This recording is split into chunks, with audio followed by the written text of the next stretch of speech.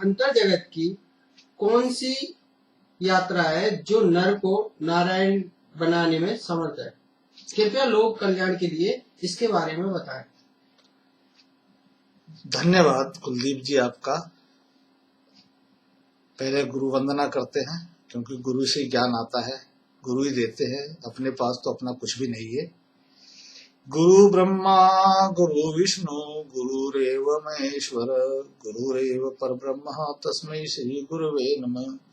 अखंड मंडलाकारं व्याप्तं येन चराचरं तत्पदं दर्शितं येन तस्मै श्री गुरुवे नमः। मातृवत लालित्री च पितृवत मार्गदर्शिका नमोऽस्तु गुरु सत्ताये श्रद्धा प्रज्ञायुता चया।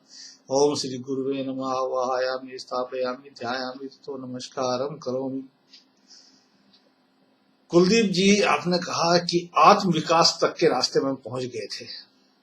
आत्मबोध से लगाकर आत्म सुधार, आत्म निर्माण और आत्म विकास तक।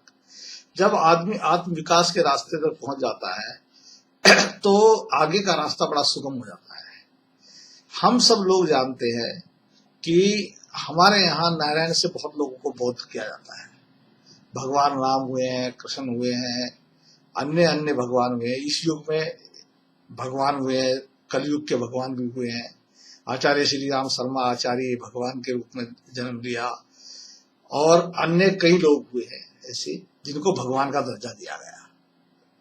वास्तव में ये भगवान बनने की जो प्रक्रिया है ये क्या है, इसको समझने की जरूरत है। गीता में भगवान कृष्ण ने, गीता में बहुत ज्यादा अध्ययन तो नहीं है, बचपन में अध्ययन किया, मगर कुछ दिन में रह के शांति कुंज में भी अध्ययन किया गीता का। तो उसमें से एक सुक्ति ऐसी निकली जो वास्तव में नरसन नारायण बनाने की प्रक्रिया जिसके अंदर है। कौन सी सुक्ति है उसको आप भी याद रख सकते हैं। उपदृष्टा अनुमंता च भर्ता भोक्ता महेश्वर। हे मनुष्य, अगर तुझको नर से नारायण बनना है तो ये 4 प्रक्रियाएं हैं, 5। उपद्रष्टा, अनुमंता, भर्ता, भोक्ता और महेश्वर। यानी कि महेश्वर है नारायण बन जाना। तो उपद्रष्टा क्या है? उपद्रष्टा का मतलब है आदमी अपने जीवन काल में दृष्टा रहता है, वो देखने वाला रहता है। दृष्टा का मतलब यह है, भगवान कृष्ण ने गीता में मैंने कल ही बताया था, उन्होंने कहा हे अर्जुन, तू अपने को क्षेत्र मान और उस अपने क्षेत्र का क्षेत्रज्ञ बनने की कोशिश कर, अपने आप को जान, ये कहा। और उपद्रष्टा भाव का अर्थ क्या है? हे अर्जुन, तू करता नहीं है। ये जितने लोग खड़े हैं और तू ये समझता हो कि मैं मारूंगा इनको, मैं करने वाला हूं, ऐसा नहीं है। तू तो केवल निमित्त मात्र होगा। तो तुझे भाव क्या बनाना है? उपद्रष्टा का, यानी देखने वाले का भाव। जो व्यक्ति नर से नारायण बनना चाहते हैं उनको सबसे पहले केवल दृष्टा भाव, उपद्रष्टा भाव रखना चाहिए।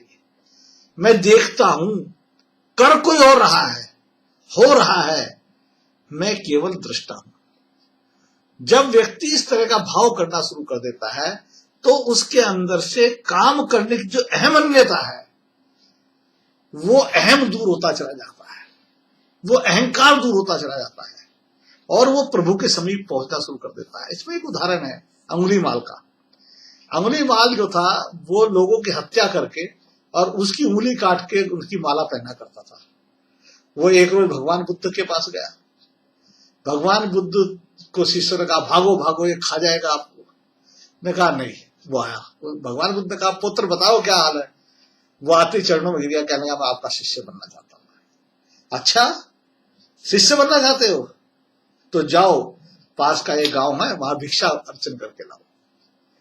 अंगुलीमाल भिक्षा अर्चन करने के लिए चला गया और उससे कहा कि देखो, कोई कुछ भी दे, तुमको केवल देखना है, तुमको कुछ नहीं करना, तुम्हें केवल देखना है, बस जाना है। तो जैसे ही वो रास्ते में गया तो लोगों की भीड़ होगी, जब अंगुलीमाल आ गया, अंगुलीमाल आ गया, मारेगा करेगा, लोगों ने पत्थर मारने शुरू कर दिए। उसको पत्थर मारते रहे, उसके शरीर से खून गिरता रहा, बैठा देखता रहा। तो जब पत्थर मारते मारते बेहोश हो गया तो भगवान स्वयं, भगवान बुद्ध ने उनका सिर अपने उस पर रखा हुआ था। उसने कहा कि तूने तो परम पद प्राप्त कर लिया है अग्निमाल, ये उपद्रष्टा भाव के कारण से संभव होता है। जब व्यक्ति ये समझ लेता है कि कर्ता तो भगवान है, और हमने बताया भी था कि वास्तव में भगवान करता है, हम सब लोग जो है अपने आप को जब कर्ता समझ लेते, उपद्रष्टा नहीं समझते, तो सब कठिनाइयां पैदा होती है। क्योंकि जब हम समझ लेते मुझे करना है, मैं करूंगा तो होगा, ये नहीं होगा, एक बार उपद्रष्टा बनने से शरीर संसार की जितने साइकेट्रिक रोग हैं, जितने मानसिक रोग हैं, वो अपने आप को कर्ता समझने के कारण हो रहे हैं। ये मानसिक रोगों को दूर करने का तरीका ही ये है कि हम अपने आप कर्ता भाव छोड़ दें, उपद्रष्टा भाव। हम देखने वाले हैं, हम दृष्टा हैं, हम इस सृष्टि को देख रहे हैं, कर तो ईश्वर रहा है। ऐसा भाव पैदा करके चलना। फिर दूसरी सीढ़ी है अनुमंता। अब उपद्रष्टा हम बन गए, अनुमंता यानी भगवान ने जो कहा उसका अनुगमन करें, भगवान के रास्तों पर चले। भगवान का मतलब कुछ नहीं होता, भगवान का मतलब एक ही है, सद्गुणों का समुच्चय। सद्गुणों को एक जगह इकट्ठा पुष्प बना दिया तो वो भगवान है। सद्गुणों के समुच्चय को ही भगवान कहा जाता है। तो सद्गुणों का अनुगमन करना शुरू कर दे। तो सद्गुणों का अनुगमन यानी भगवान का अनुगमन, उसके बताए रास्ते में चलना शुरू कर दे। अब यहां से अवतारवाद की बात शुरू होती है। हम अलग अलग भगवान बना रखे लोगों ने, जो जैसा व्यक्ति जैसा जो चाहता है वो वैसे भगवान को स्वीकार कर लेता है। जैसे मैं बुद्धि बल चाहता हूं तो मैंने गायत्री को अपनी देवता स्वीकार किया। इसी प्रकार से हर व्यक्ति जैसा बनना चाहता है, जो बलवान बनना चाहता है वो हनुमान जी को मानता है, जो मर्यादा में रहने की कोशिश करता है आदर्श पुरुष राम को मान सकता है। तो उसका अनुगमन करना, उसके बताए रास्ते पर चलना, तो इसको कहते हैं अनुमंता। तो जब हम उसके बताए हुए रास्ते पर चल देते हैं, मान लिया आप किसी के भृत्य हैं, मैं किसी का भृत्य हूं, मैं कहीं काम करता हूं, किसी दुकानदार के यहाँ काम करता हूं, किसी फैक्ट्री में काम करता हूं, किसी और जगह काम करता हूं, तो मुझे जो रास्ता उन्होंने कहा कि जाओ ये काम करके लाओ, उन्होंने कहा ये काम करिए। जब मैं उनका काम करने के लिए जाता हूं तो फिर भरण पोषण कौन करेगा? वही करेंगे ना जिसने मुझे कहा, जिसका काम मैं कर रहा हूं, अनुगमन कर रहा हूं जिसका, तो वो भरता हो जाता है। इसी प्रकार से जब भगवान का अनुगमन हम करते हैं तो भगवान भरता हो जाता है, भरण पोषण करना शुरू कर देता है हमारा। और मैं जल्दी लंबी बात में जाता, मेरे जीवन काल में ऐसे बहुत अवसर आए हैं और अब भी आते हैं, इस समय भी रहते हैं, हर वक्त रहते हैं कि स्वयं भगवान मेरा भरण पोषण करते हैं। मुझे पता है, हर दम मेरे साथ रहते हैं, नजदीक रहते हैं। तो भगवान के रास्ते का अनुगमन करने का भरण पोषण कौन करता है? उस व्यक्ति का भगवान स्वयं करते हैं। ये तो सीधी सी बात है, लोक की बात है। लोक में भी किसी ने काम कहा, अगर नुकसान हो गया, नफा हो गया, उसका हुआ।